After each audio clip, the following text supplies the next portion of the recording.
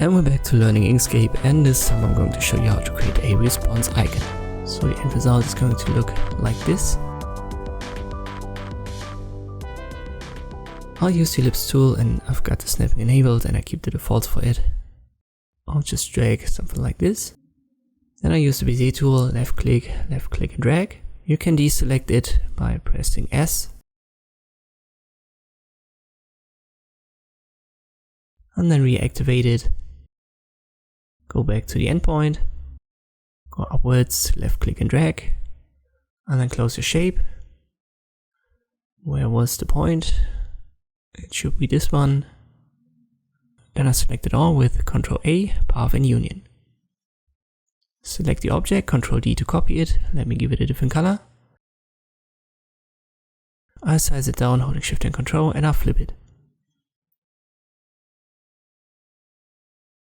Make sure it's selected, Ctrl D.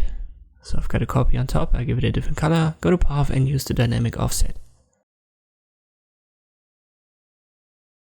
You will find this circle right here. Let me deactivate the snapping for now.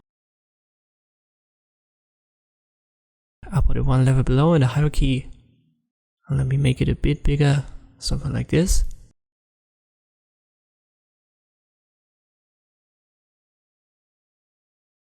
We enable the snapping, then I hold Shift and I click on the black and this greenish element, so this is what I've got selected. Then I go to Path and Difference.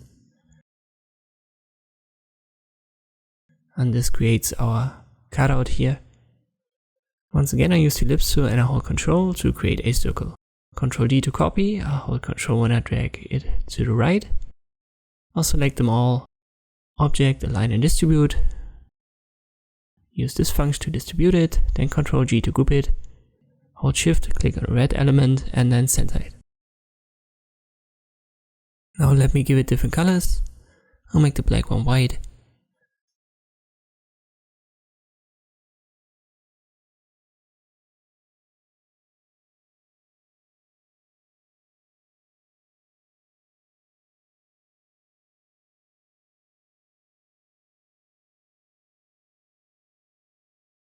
On this process that you can use to create this response icon in Inkscape. I hope this video was helpful, thank you for watching and I'll see you next time.